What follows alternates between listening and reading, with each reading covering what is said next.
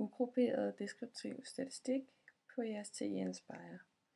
Jeg har startet med at skrive en række højder på nogle elever ind fra en klasse. Der er 25 elever i klassen, og eksemplet den er taget fra Gyldendals Gymnasiematematik grundbog B2.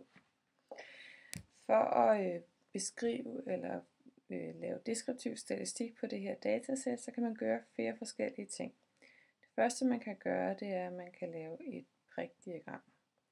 Så hvis jeg lige laver plads til et prikdiagram herover, så tilføjer jeg en applikation, nemlig datastatistik.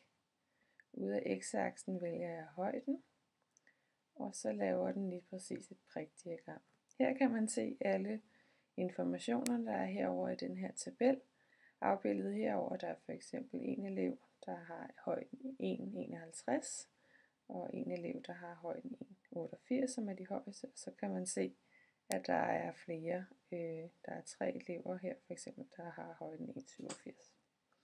Det er en måde at beskrive sit datasæt på, ved at fremvise sådan et prikdiagram.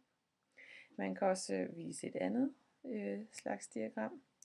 Så hvis jeg nu lige deler siden igen her, og vælger data og statistik, så kan jeg i stedet for et prikdiagram, så kan jeg vise et søjlediagram. Så jeg går herover i plottype og vælger et histogram.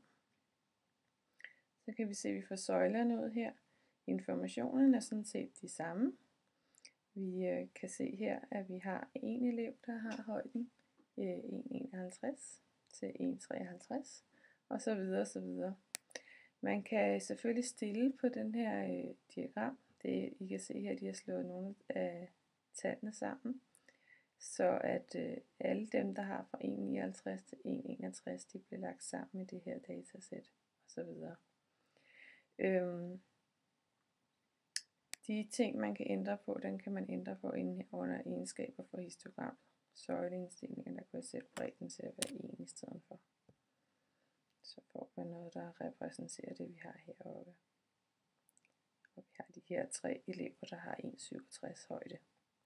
Jeg kunne også gøre noget andet med mit datasæt. Jeg kunne nemlig have lyst til, i stedet for at vise, hvor mange elever der er ude af y-aksen, så med de forskellige højder, så kan jeg vise det som procentsats i stedet for. Så kan vi se herover, at vi får procenter ud af y-aksen i stedet for tallene.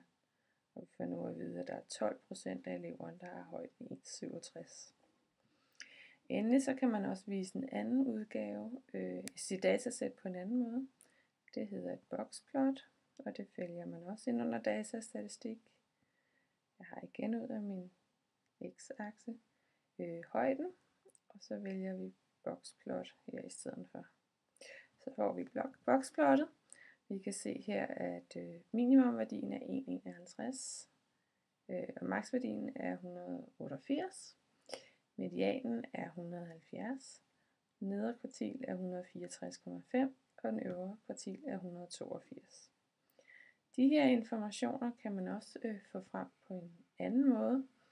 Man kan nemlig lave det som statistik herinde i den her side. Fordi man kan gå ind under statistik, stat beregninger, statistik med en variabel. Vi har kun højden, og vi har en liste. Så det er højden, vi vælger her, og den vil jeg så gerne have ud på søjle B. Så kommer der en masse informationer her. For eksempel så får vi middelværdien her, eller middeltallet, som er 171,6. Det vil sige, hvis vi lægger altså de her tal sammen og dividerer med antallet af elever, i det her tilfælde 25, så får vi 171,6.